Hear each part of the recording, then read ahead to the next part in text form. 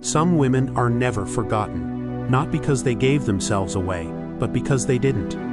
A man can spend his whole life chasing power, money, and the illusion of control, and then one day he meets her. She doesn't ask for his attention. She doesn't try to fit into his world. She simply stands there, untouchable, as if she already knows the part of him he hides from everyone else. In that moment, something ancient stirs inside him, a hunger deeper than desire, not for her body, but for the man he could become in her presence. But the closer he gets, the more dangerous it becomes, because she isn't here to heal him. She isn't here to save him. And if he isn't ready to face the parts of himself he's buried, she will leave. And that's when he'll discover the truth Tony Evans speaks of, that the most powerful woman you'll ever meet is the one who makes you see your own shadow.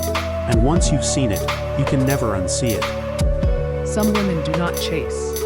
They do not wait at the gates of a man's attention. They do not send signals into the night, hoping to be seen.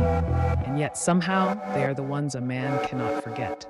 They move through his memory like an unfinished dream, lingering at the edges of waking and sleep. A haunting, not of pain, but of something much more dangerous. An ache he does not understand and cannot name without feeling exposed. Tony Evans calls it the unspoken longing, buried in the male shadow. Carl Jung might have called it the whisper of the Anima, a hidden feminine image living deep inside every man, surfacing only when his soul is confronted with something both familiar and untouchable. It begins quietly. She is not loud, she is not desperate.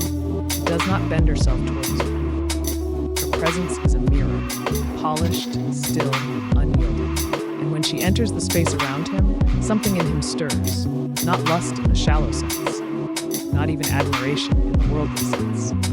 It is recognition, the kind that feels older than the moment, as if his very soul has been waiting for her since long before he was a man. He does not know why her silence unsettles him. He does not know why her stillness feels heavier than words. But somewhere beneath the armor he wears for the world, in the part of him he hides even from himself, the truth begins to rise. The shadow has found a mirror. The shadow is the place where he hides his boyhood tenderness, the father's approval he never earned, the moments when his heart was softer than the world allowed. The parts of him that felt too delicate to keep alive are buried here. And when he sees her, this shadow begins to want. At first, he will not call it desire. It will feel like curiosity. Why does she not lean in when he leans forward? Why does she not laugh at his easy charm? Why does she meet his eyes as if she already knows the tricks he has learned to keep other women close? Jung wrote that a man projects his anima, his inner feminine, onto certain women. Not all women. Only those whose essence mirrors the traits he has disowned in himself.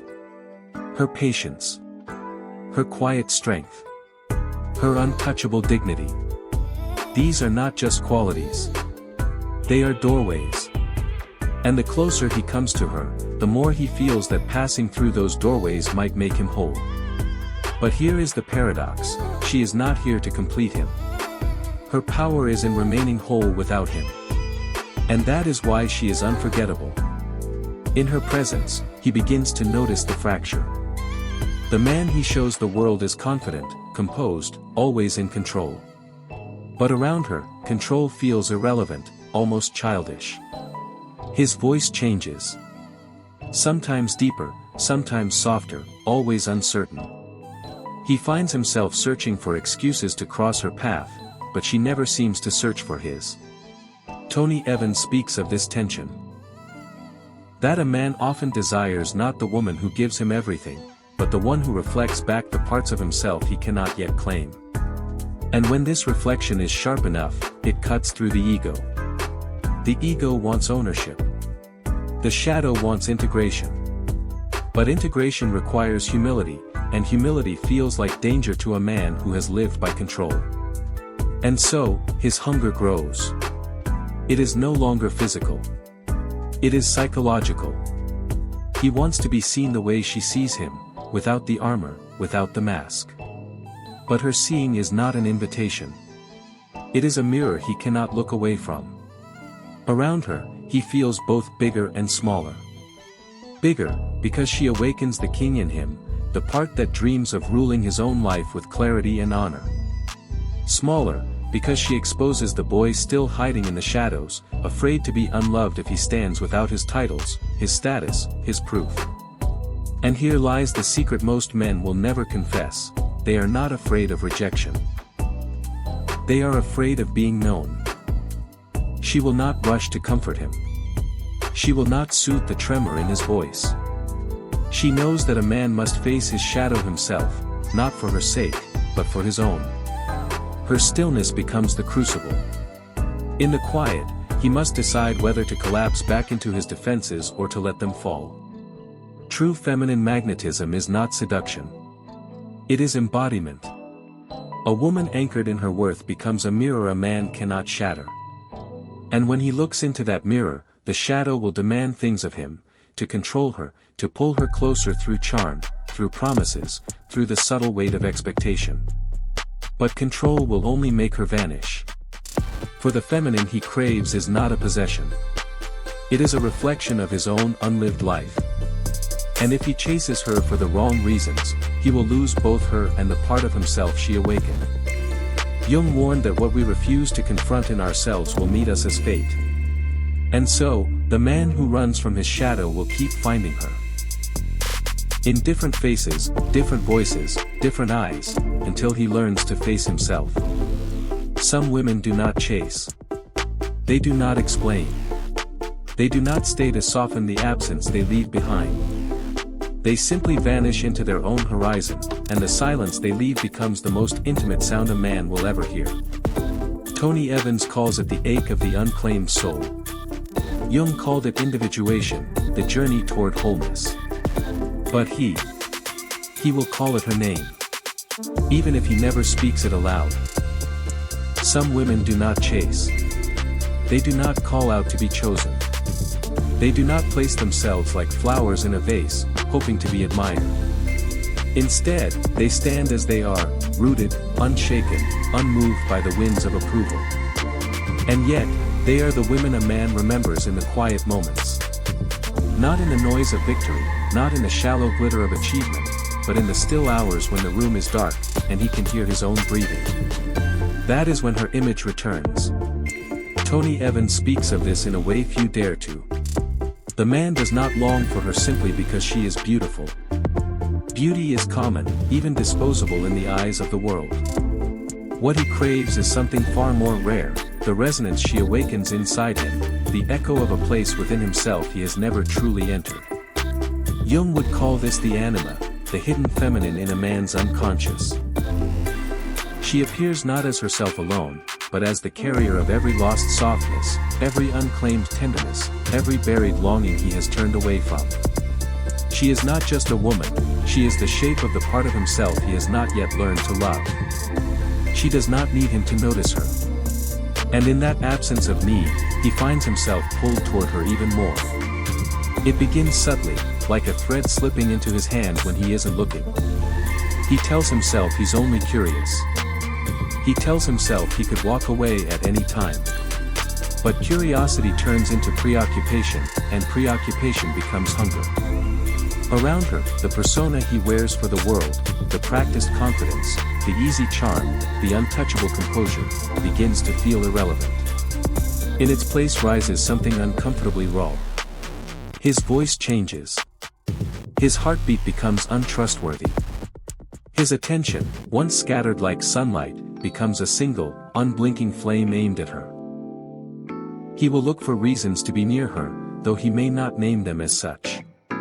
He will notice details, the way her silence holds more weight than other people's words, the way she moves without asking permission from the room, the way her gaze meets his without flinching or leaning in. This is where the shadow begins to stir.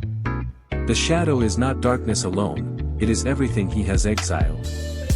It holds his unexpressed fears, his unfelt grief, his unspoken need to be accepted without condition. It also holds his boyhood dreams, the parts of him that were too soft to survive the armor he was told to wear. When he encounters a woman who lives from a place of wholeness, the shadow aches. It whispers to him, you could be seen. You could be known. You could be more than what you show the world. But to step toward that vision would require something the ego fears, surrender. And so, the man stands in conflict. The ego wants possession.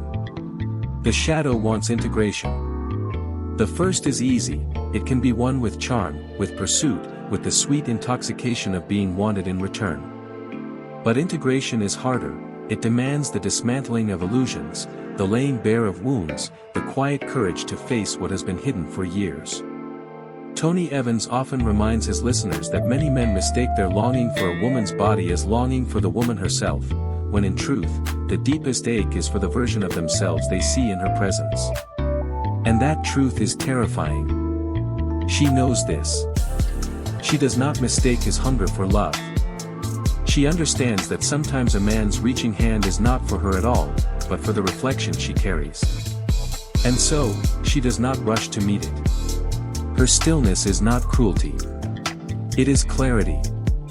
She will not collapse into the role of healer for a man who has not chosen to heal himself. Instead, she remains anchored. She lets the tension live. She lets him feel the weight of the silence between them. In that silence, his mind is forced to wrestle with questions he has never dared to ask. Who am I without my armor? Who would I be if I stopped performing? What would remain if the applause stopped? The longer he stays in her presence without resolution, the sharper the edges of his shadow become. Sometimes, this will push him to act. Sometimes, it will push him to run. If he chooses control, he will try to pull her into his orbit, through attention, through gifts, through charm, through the intoxicating promise of closeness. But control is born of fear, and fear cannot hold what is whole in itself. And so, if he reaches for her with the wrong intention, she will slip away. Not in anger. Not in vengeance. Simply because she is not here to be possessed. Her absence will teach him what her presence began, that the feminine he craves is not a woman to own, but a part of himself to reclaim.